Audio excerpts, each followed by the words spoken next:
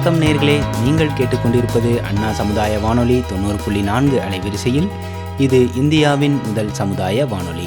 நேர்களே, இப்பொழுது நாம் கேட்கவிருப்பது நமது அண்ணா சமுதாய வானொலியும் மதராஸ் உர நிறுவனமும் இணைந்து வழங்கும் பிரதமரின் பிரணாம், தாய் பூமியின் மறுசீரமைப்பு, ஊட்டச்சத்து விழிப்புணர்வு மற்றும் மேம்படுத்தலுக்கான திட்டம் பற்றிய தொடர் நிகழ்ச்சியின் 15ஆம் பாகமாக நோய் எதிர்ப்பு சக்தியை அதிகரிக்கும் உணவுகள் பற்றியும் சிறுதானிய பயிர் சாகுபடிக்கான தொழில்நுட்பங்கள் பற்றியும் தெரிந்து கொள்ள இருக்கிறோம். இது குறித்து விளக்குவதற்காக நம்முடன் இணைந்திருப்பவர்கள் மதராஸ் உர நிறுவனத்தின் உர விநியோகத்துறை மேலாளர் திரு கணபதி அவர்கள் மற்றும் உர விற்பனைத்துறை துணை மேலாளர் திருமதி திரிபுர சுந்தரி அவர்கள். வாங்க நிகழ்ச்சியை கேட்கலாம்.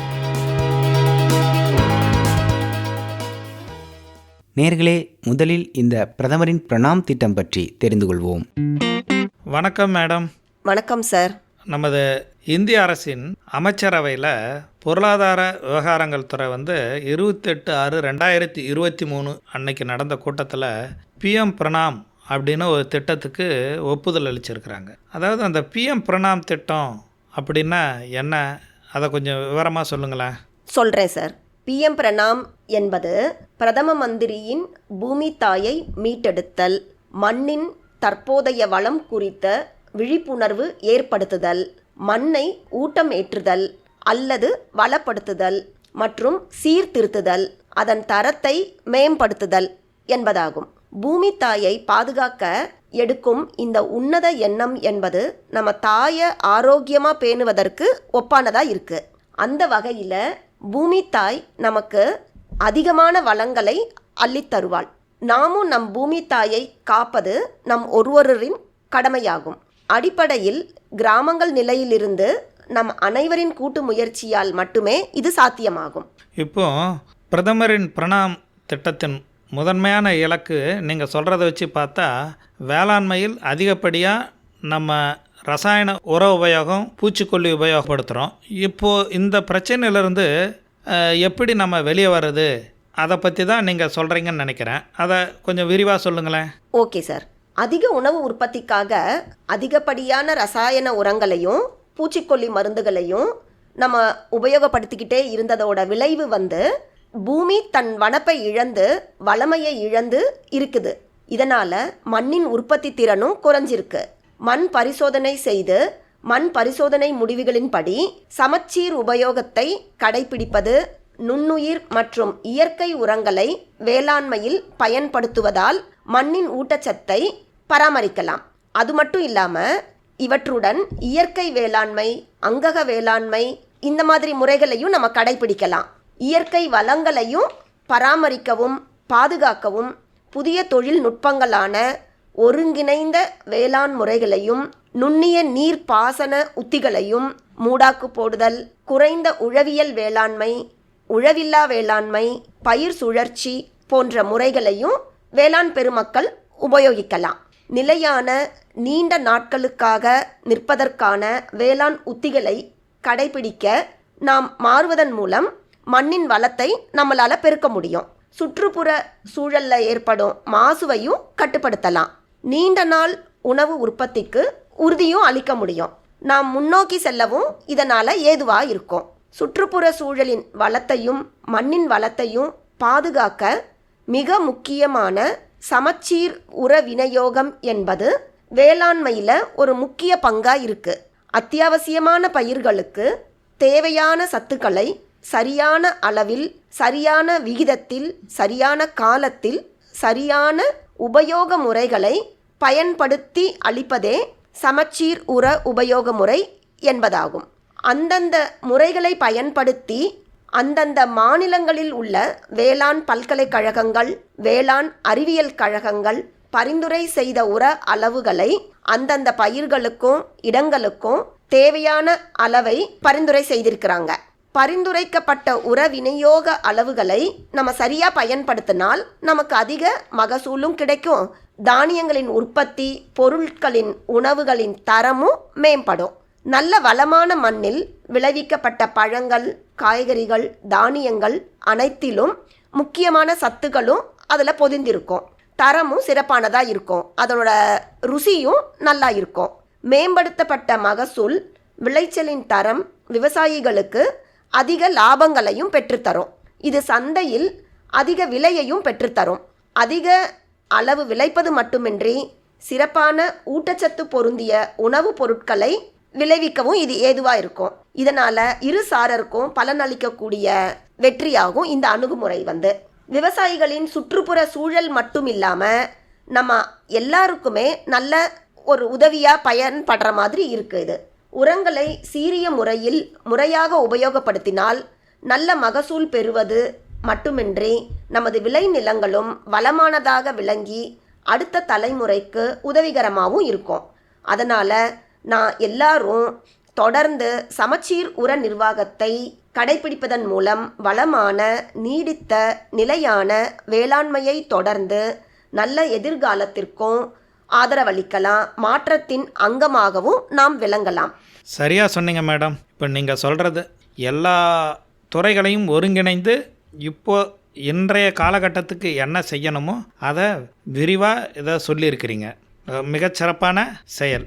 இப்போது நம்ம பாரத நாட்டின் முழக்கமாக நமது லட்சியம் வளர்ச்சி அடைந்த பாரதம் அப்படின்னு டிவிலையும் ரேடியோவிலையும் சமீப காலமாக கேட்டுக்கிட்டு இருக்கோம். இந்த நமது லட்சியம் வளர்ச்சி அடைந்த பாரதம் வேளாண்மை துறையில் நமக்கு எந்த வகையில் உபயோகப்படுகிறது, அதை பற்றி கொஞ்சம் சொல்லுங்களேன்.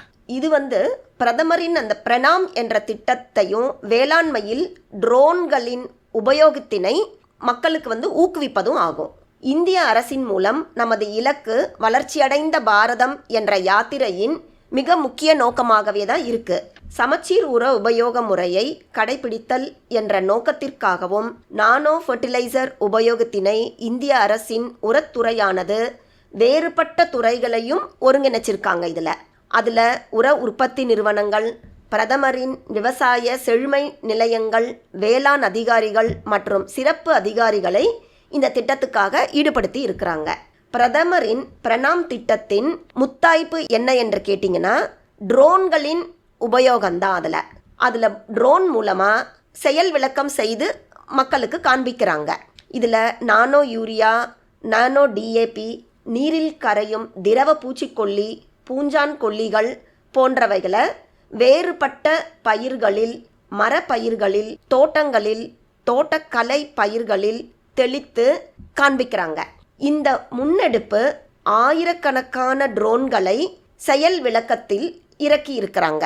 29 மாநிலங்கள், யூனியன் பிரதேசங்களில் உள்ள மாவட்டங்களில் கிராமங்கள் தோறும் செயல் விளக்கங்களை செஞ்சு எல்லாருக்கும் காமிக்கிறாங்க. இந்த திட்டத்திற்கு விவசாயிகளிடையே பெருமளவு வரவேற்பும் இருக்கு. லட்சக்கணக்கான மக்கள் இந்த ட்ரோன் தெளிப்பான் விதைகளை கண்டு களிக்கின்றனர். குறிப்பாக விவசாய பெருமக்கள் மிக்க ஆர்வமுடன் இதில் பங்கு பெறுகின்றனர். அதிக பலன் அளிக்கக்கூடியதாக உள்ளது என்பதையும் அவர்களால் நன்கு உணர முடிகிறது. இது சம்பந்தமாக விவாதங்கள், செயல்முறை விளக்க கூட்டங்கள் விவசாயிகள் ஆர்வமாக பங்கேற்கிறாங்க. அதன் அடிப்படையில் அங்கக வேளாண்மையின் அவசியத்தையும் அதன் விழிப்புணர்வையும் அனைத்து விவசாயிகளையும் சென்று சேர்ந்திருக்கிறது. புதுமையை விரும்பும் ஆர்வமுள்ள விவசாயிகள் ட்ரோன் தொழில்நுட்பத்தை முன்னெடுத்து உபயோகிக்க விருப்பமும் தெரிவிச்சிருக்காங்க. இத்திட்டம் மகளிர் சுய உதவி குழுக்களுக்கு ட்ரோன்களை வழங்க உள்ளது. இதனால் இப்புதிய தொழில்நுட்பத்தை பயன்படுத்தி மகளிரின் வாழ்வாதாரமும் சிறக்கும் என்ற எண்ணம் மகளிருக்கும் ஏற்பட்டிருக்கிறது.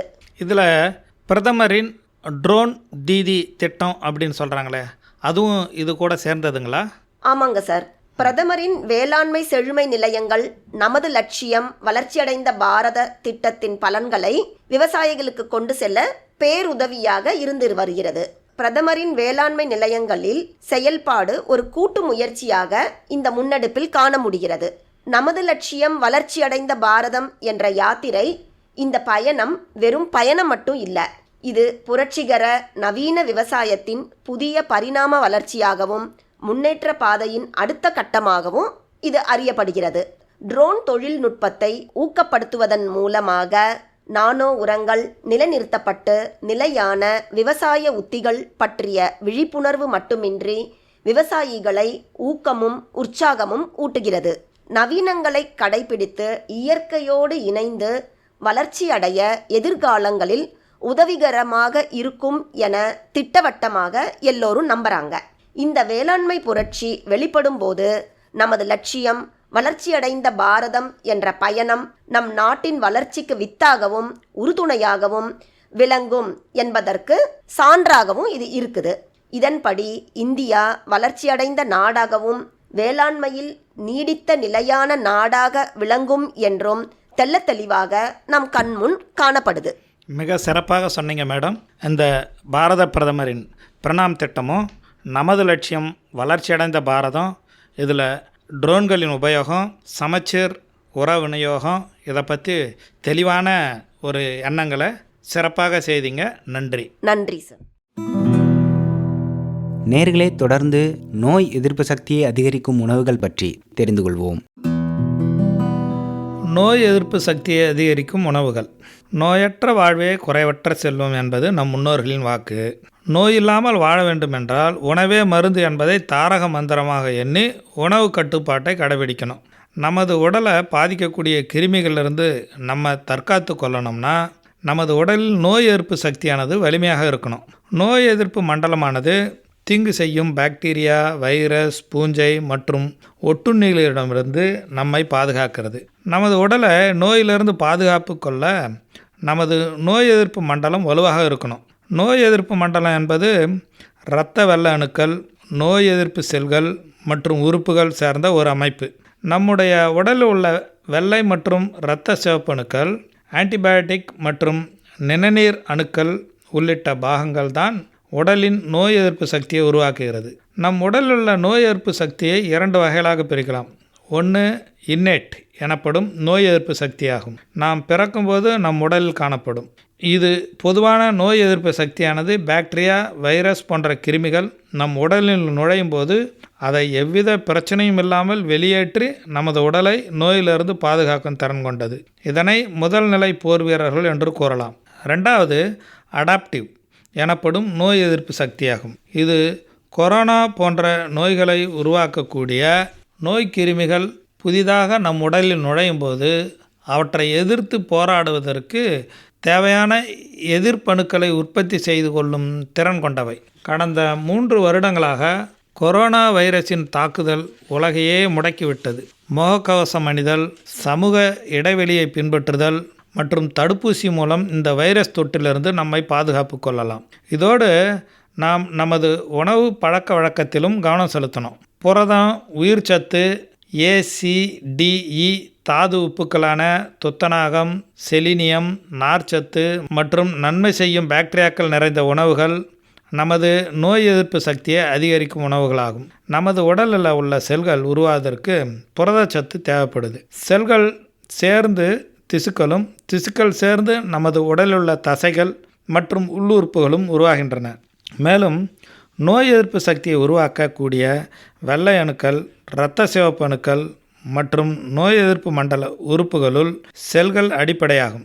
எனவே புரதம் நிறைந்த உணவுகள் நமது உடலின் நோய் எதிர்ப்பு சக்தியை உருவாக்க தேவைப்படும் முக்கிய சத்து. ஒவ்வொரு செல்களின் வாழ்நாள் மாறுபடுகிறது. நோய் எதிர்ப்பு சக்தியை உருவாக்கக்கூடிய நியூட்ரோஃபில் எனும் ஒரு வகையான இரத்த வெள்ளை அணுக்களின் வாழ்நாள் 2 நாட்கள் மட்டுமே. 2 நாட்களுக்கு ஒரு முறை பழைய செல்கள் அழிந்து புது செல்கள் உருவாகும். புரதம் நிறைந்த உணவுகளான இறைச்சி, மீன், முட்டை, பால், பயிர் வகைகள் மற்றும் பருப்பு வகைகளை நாம் உணவில் சேர்த்து கொள்ள வேண்டும். சராசரியாக 60 கிலோ எடையுள்ள ஒரு நபரின் உணவில் தினமும் 60 கிராம் புரதச்சத்து நிறைந்த உணவுகளை உண்ணணும். 100 கிராம் பயிறு மற்றும் பருப்புகளில் 20 முதல் 25 கிராம் புரதம் உள்ளது. சோயா பருப்பில் 40% புரதச்சத்து உள்ளது. மீன் உணவுகளில் 22% புரதச்சத்து உள்ளது. இறைச்சிகளில் 25% புரதம் உள்ளது. முட்டையில் 13% புரதம் உள்ளது. பாலில் 4% புரதம் உள்ளது. மாமிச உணவுகளில் உள்ள புரதமானது முழுமையான புரதமாகும். அதாவது நமது உடலில் உற்பத்தி செய்ய முடியாத 13 வகையான அமினோ அமிலங்கள் நிறைந்தவை. எனவே தான் கொரோனா பாதித்தவர்கள் கட்டாயம் முட்டையை அவர்களின் தினசரி உணவில் சேர்த்து கொள்ள வேண்டும் என பரிந்துரைக்கிறார்கள். இயற்கையான மஞ்சள், இளஞ்சிவப்பு மற்றும் கரும்பச்சை நிற உணவுகள் உயிர்ச்சத்து A நிறைந்த உணவுகளாகும். அசைவ உணவுகளான ஈரல், முட்டையின் மஞ்சள் கரு, மீன் எண்ணெய், வெண்ணெய், பால் போன்றவை உயிர்ச்சத்து ஏ நிறைந்த உணவுகளாகும். சைவ உணவுகளில் உயிர்ச்சத்து ஏ பீட்டா கரோட்டின் என்ற வடிவில் உள்ளது. பீட்டா கரோட்டின் என்பது உயிர்ச்சத்து ஏ இன் முந்தைய நிலையாகும். மேலும் பீட்டா கரோட்டின் இயற்கை ஆக்சிஜனேற்ற தடுப்பானாகவும் ஆன்டிஆக்சிடென்ட் செயல்படுகிறது. நோய் எதிர்ப்பு சக்தியை உருவாக்கக்கூடியதும் சைவ உணவுகளான கேரட், பூசணிக்காய், மாம்பழம், சக்கரவள்ளிக்கிழங்கு, பலாப்பழம், அன்னாச்சி பழம், ஆரஞ்சு பழம் போன்ற மஞ்சள் மற்றும் இளஞ்சிவப்பு நிற உணவுகளில் உயிர் சத்து ஏ பீட்டா கரோட்டின் வடிவில் உள்ளது. அவற்றோடு மட்டுமில்லாது கரும்பச்சை நிற கீரைகளான முருங்கைக்காய், கறிவேப்பிலை, அகத்தி, அரைக்கீரை போன்ற பல வகையான கீரைகளில் பீட்டா கரோட்டின் அதிகமாக காணப்படுகிறது. உயிர்ச்சத்து சி, அதாவது விட்டமின் சி, ஒரு இயற்கை ஆக்சிஜனேற்ற தடுப்பானாக நமது உடலில் செல்கள் ஆக்சிஜனேற்றம் அடைவதை தடுக்கிறது. இதனால் இளமையாக இருக்கலாம். உயிர்ச்சத்து சி நிறைந்த உணவுகளில் நெல்லிக்கனி தான் முதலிடம் வகிக்கிறது.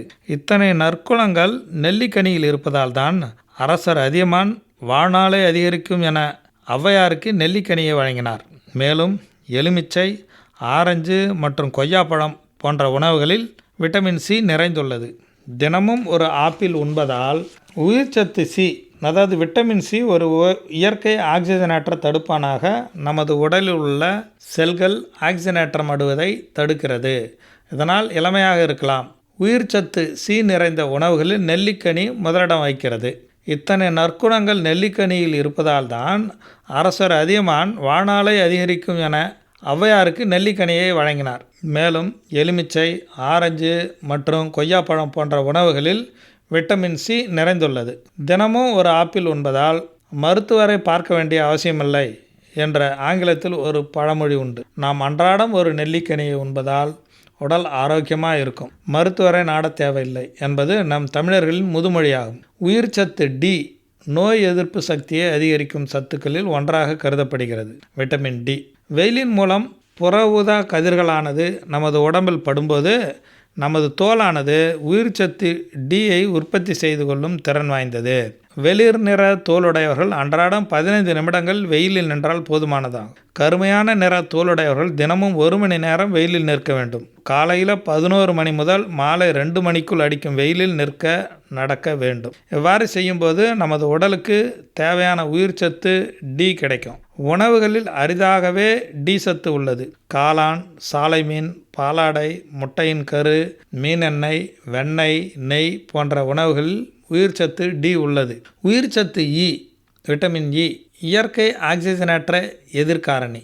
இதுவும் ஒரு ஆன்டிஆக்சிடென்ட் மற்றும் நோய் எதிர்ப்பு சக்தியை அதிகரிக்க உதவும் சத்துக்களில் ஒன்று.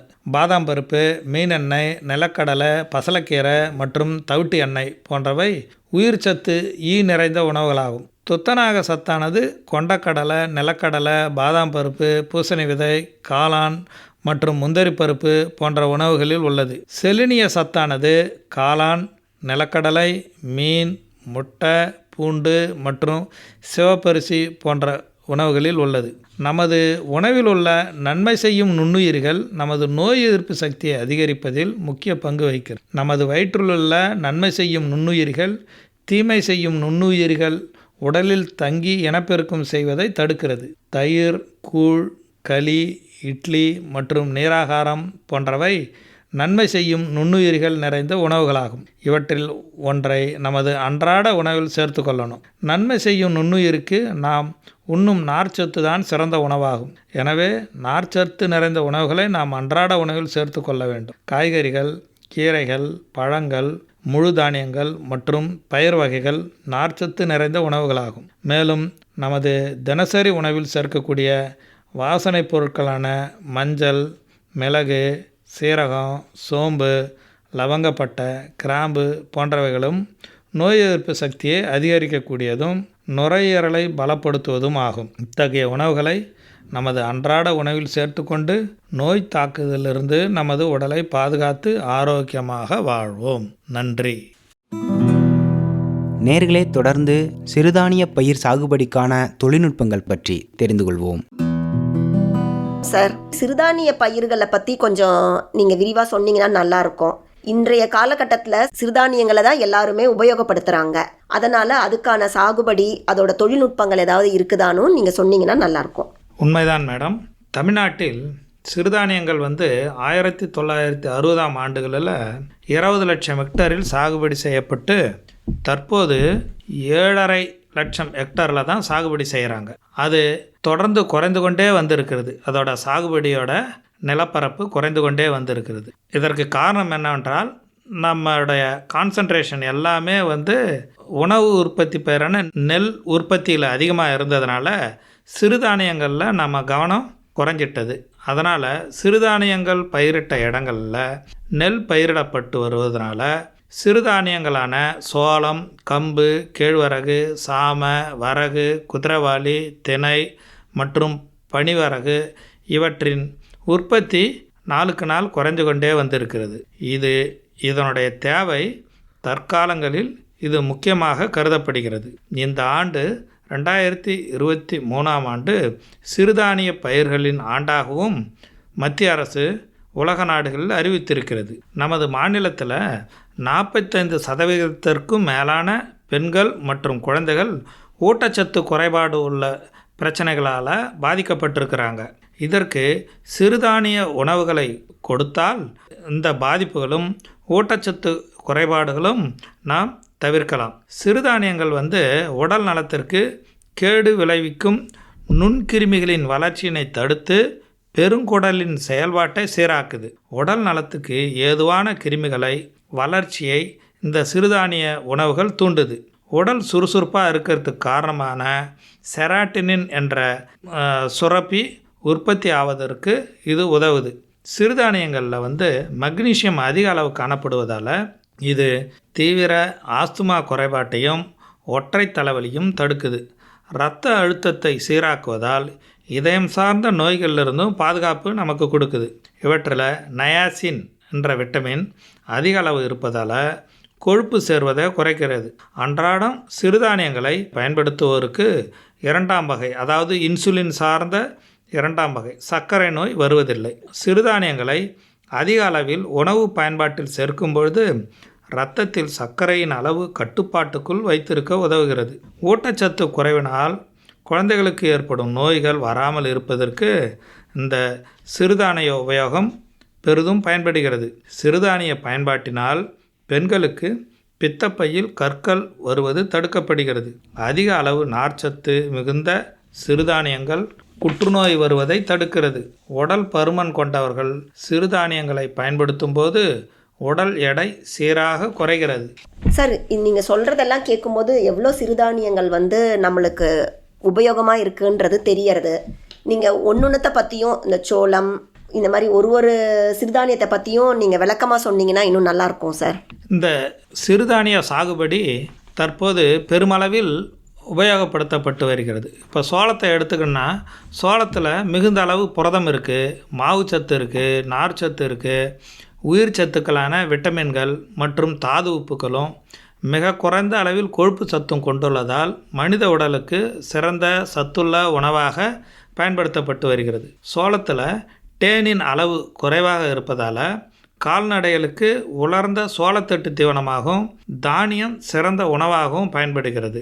இதில் சரியான ரகங்களை ஏற்படுத்தி சரியான பருவத்தில் சரியான நிலம் தயாரித்து மற்றும் நில இடைவெளி விட்டு சரியான எருவிட்டு விதை அளவுகளை சரியாக தேர்ந்தெடுத்து நம்ம உர விநியோகம் செய்து கலை நிர்வாகம் செய்து பயிர் பாதுகாப்பு முறைகளை கடைபிடித்து வந்தோம்னா நமக்கு நல்ல அறுவடை கிடைக்கும். அது நமக்கு கதிர்கள் நல்ல அறுவடை செய்ய முடியும். அதன்படி நமக்கு விவசாயிகள் லாபம் அடைய முடியும். அடுத்ததாக கம்பு தானியம் பார்த்திங்கன்னா அதிகமான அளவில் இது ஊட்டச்சத்துக்கள் இருக்குது. இதில் மற்ற தானியங்களை விட கம்பில் அதிக புரதச்சத்து இது இல்லாமல் அமினோ ஆசிட்ஸும் அதிகமாக இருக்குது. இதில் போதிய அளவு மாவுச்சத்து அதிக ருசியை கொடுக்கக்கூடியதும் கொழுப்பும் விட்டமின்களும் தாது உப்புகளும் தானியத்தில் நிறைஞ்சிருக்கு. இந்த இரத்த அபிவிருத்திக்காக இரும்பு சத்து மற்ற தானியங்களை விட இந்த கம்பில் அதிகமாக இருக்குது. இதையும் நம்ம ஒரு சில ரகங்கள் இருக்குது. கோ 9 கம்பு, அதே மாதிரி வீரிய ஒட்டுக்கம்பு அப்படின்னு சொல்லிட்டு கோ 10 கோ 9 அப்படின்னு இருக்குது. இதையும் இந்த விதை அளவு, விதை நேர்த்தி மற்றும் விதைப்பு, உர அளவு, கலை நிர்வாகம், நீர் நிர்வாகம், பயிர் பாதுகாப்பு முறைகள் இதையெல்லாம் கடைபிடித்தோம்னா நல்ல அறுவடை செய்து விவசாயிகளும் நல்ல பலன் பெறலாம். இதுக்கு அடுத்தபடியாக கேழ்வரகு இருக்குது. கேழ்வரகனை நாள்தோறும் உணவில் சேர்த்து கொண்டால் சர்க்கரை நோய், இருதய நோய், சுண்ணாம்பு சத்து பற்றாக்குறை போன்ற நோய்களிலிருந்து நாம் விடுபடலாம். கேழ்வரகில் மற்ற தானியங்களை காட்டிலும் சுண்ணாம்பு சத்து, அதாவது கால்சியம் சத்து, இரும்பு சத்து, புரதச்சத்து, நார் சத்து ஆகியவை அதிகமாக இருக்குது. இதுக்குண்டான ரகங்கள் பார்த்தோன்னா கோ 9, கோ 13, கோ ரா 14, கோ 7, டிஆர்ஒய், பையூர் 1, பையூர் 2 என்ற ரகங்கள் இருக்குது. இதவும் அந்த ஆடி மற்றும் புரட்டாசி பட்டங்களில் கேழ்வரகை மானாவாரி பயிராக பயிரிடும்போது நிலம் அதற்குண்டான முறையில் தயாரித்து சரியான விதை நேர்த்தி செய்து நாற்றங்கால் விதைப்பு செய்து நடவு செய்துட்டு அதற்கு ஏற்ற உரங்களை விட்டு அப்புறம் நுண்ணுயிர் உரங்களையும் நம்ம செய்வதனாலையும் கலை நிர்வாகம் செய்வதனாலையும் பயிர் பாதுகாப்பு செய்து பூச்சிகளையும் நோய்களையும் வரவிடாமல் செய்வதனாலையும் நல்லபடியாக நம்ம அறுவடை செய்ய முடியும். கதிர்கள் நன்று காய்ந்து முற்றிய பிறகு குறைந்தது 2 முறையாவது அறுவடை செய்யலாம். பின் கதிர்களை களத்தில் காய வச்சு அடித்து விதைகளை பிரித்து எடுக்கவும், பிறகு விதைகளை நன்றாக காய வைத்து சுத்தம் செய்து சேமித்து வைக்கணும். இந்த வகையில் நம்ம கேழ்வரகு சாகுபடியை செய்யலாம். அடுத்ததாக சாமை ஒரு மானாவாரி பண்ணையத்திற்கேற்ற மகத்தான பயிர். இது குறுகிய காலத்தில் குறைவான இடுபொருள் செலவில் நிறைந்த நிகர லாபத்துக்கு ஏதுவான பயிர். சரியான பருவத்தில் விதைத்தால் சாமையினால் பலன்கள் நிறைய கிடைக்கும், லாபமும் கிடைக்கும். இதுலேயும் சில ரகங்கள் இருக்குது. கோ 3, கோ 4, பையூர் 2 அப்படின்னு. இதற்கும் அந்த நிலத்தை தயார் செய்து பண்படுத்தி விதை அளவுகளையும் பயிர் இடைவெளியும் விதைக்கை முறைகளையும் உர நிர்வாகத்தையும் கலை நிர்வாகத்தையும் செய்தோம்னாலையும் மண்ணை பாதுகாத்து அதன் ஈரப்பதத்தை பாதுகாத்து தக்க நேரத்தில் நீர் நிர்வாகம் செய்கிறதுனாலையும் பயிர் பாதுகாப்பு செய்து நோய் பூச்சிகளை கட்டுப்படுத்தி இதையும் நம்ம அறுவடை செய்துக்கலாம். அறுவடை செய்து சேமித்து வைக்கலாம். கதிர்கள் நன்கு காய்ந்து முற்றிய பிறகு அறுவடை செய்யணும். அந்த கதிர்களை களத்தில் காய வச்சு அடித்து தானியங்களை பிரித்து எடுக்கணும். பிறகு இவற்றை நன்றாக காய வைத்து சுத்தம் செய்து சேமிக்க வேண்டும். இவ்வாறு சேமித்து வைத்தால் வருட கணக்கில் நாம் சேமித்து வைக்கலாம். அதுக்கு அடுத்தபடியாக வரகு. இந்த வரகு என்ற பயிர் கடும் வறட்சியை தாங்கி வளரக்கூடியது. அனைத்து விதமான நிலங்களிலையும் வளரக்கூடியது. உடல் ஏற்படும் வீக்கம், நுரையீரல் ஏற்படும் நோய்கள் மற்றும் வயிற்றுப்போக்கு ஆகியவற்றை குணப்படுத்த இந்த வரகு கஞ்சி உபயோகம். ஆனால் வரகை உண்பதனால உடலை சீராக வச்சுக்கலாம். வரகுலேருந்து நம்ம சாதம் செய்யலாம், இட்லி செய்யலாம், தோசை, உப்புமா, கூழ், பக்கோடா இந்த மாதிரி உணவுப் பொருட்களையும் நம்ம குழந்தைகளுக்கும் கொடுக்கலாம். இதுலேயும் ஒரு சில ரகங்கள் இருக்குது. கோ 3, ஏபிகே 1. இதையும் பருவத்தே பயிர் செய்து சரியான நில பராமரிப்பு செய்து விதை நேர்த்தி செய்து விதை அளவை பராமரித்து பயிர் இடைவெளியை பராமரித்து உர நிர்வாகம் பண்ணி கள நிர்வாகம் பண்ணி மண்ணின் ஈரப்பதத்தையும் பாதுகாத்து பயிர் பாதுகாப்பு முறைகளையும் கடைபிடித்து நோய் எதிர்ப்பு நோய்களிலிருந்தும் பூச்சிகளிலிருந்தும் நம்ம பாதுகாத்து நல்ல அறுவடையை பெறலாம். அந்த மாதிரி பெற்றதை நாம் 1 வருடத்துக்கு மேலாக சேமித்து அவற்றை நாம் பாதுகாத்து வந்தால் இதுவும் நமக்கு நல்ல லாபத்தை தரும். இதுக்கு அடுத்த குதிரைவாலின்னு இருக்குது. இந்த குதிரைவாலி அரிசியை சமைச்சு உணவாக உட்கொள்ளலாம். குதிரைவாலியில் மற்ற சிறுதானியங்கள் உள்ளதை போல் அதிக உணவு சத்துக்கள் உள்ளன. இதில் 100 கிராம் குதிரைவாலி தானியத்தில் பார்த்திங்கன்னா 6.2 கிராம் புரதம், 65 கிராம் மாவுச்சத்து, 2 கிராம் கொழுப்பு சத்து, 10 கிராம் நார் சத்து, 4 கிராம் தாதுக்கள், 11 கிராம் சுண்ணாம்பு சத்து, 280 மில்லிகிராம் பாஸ்பரஸு, இது தவிர 15 கிராம் இரும்பு சத்து, இதெல்லாம் இந்த குதிரைவாலியில் இருக்குது. இந்த குதிரைவாலி பயிரையும் நல்ல ரகங்களை தேர்ந்தெடுத்து பருவம் பார்த்து மண் வகையை தேர்ந்தெடுத்து விதைகளை தேர்ந்தெடுத்து பயிர் இடைவெளி மற்றும் விதைக்கும் முறையை பயன்படுத்தி உர நிர்வாகம் செய்து கலை நிர்வாகம் செய்து பயிர் பாதுகாப்பு முறைகளை கடைபிடித்து அறுவடை செய்து சேமித்து வைத்துக்கலாம். இதுக்கு அடுத்த சிறுதானியம் பார்த்திங்கன்னா திணையிலிருந்து அரிசி, அவல், உப்புமா, தோசை, புட்டு, முறுக்கு, பக்கோடா போன்ற பல்வேறு வகையான சுவையான உணவுப் பொருட்களை தயாரிக்கலாம். இது குழந்தைகளுக்கும் சிற்றுண்டியாகவும் கொடுக்கலாம். இதுவும் ஆடி மற்றும் புரட்டாசி மாத பட்டத்தில் நிலம் தயாரித்து சரியான ரகங்களை தேர்ந்தெடுத்து சரியான விதைகளை விட்டு இடைவெளி விட்டு விதைப்பு செய்து உரமிட்டு பயிர் பாதுகாப்பு செய்து அறுவடை செய்து நம்ம இந்த விளைச்சலை பாதுகாத்து வைத்துக்கணும். இதுவும் நல்ல பயனளித்து விவசாயிகளுக்கு நல்ல லாபத்தை கொடுக்கும். இதுக்கப்புறம் பனிவரகு. இந்த சிறுதானியம் பனிவரகு தொன்று தொட்டு பயிரிடப்படும் ஒரு சிறுதானிய பயிர்கள் ஒன்று. பனிவரகுலேருந்து அரிசி, அவல், உப்புமா, சப்பாத்தி, ரொட்டி, தோசை, கூழ், புட்டு, முறுக்கு, பக்கோடா, சேலட் போன்ற பல்வேறு வகையான சுவையான உணவுப் பொருட்களையும் தயாரிக்கலாம். இதையும் நல்ல ரகங்கள் என்னென்னா பனிவரகு, இதில் 5 ரகம் இருக்குது.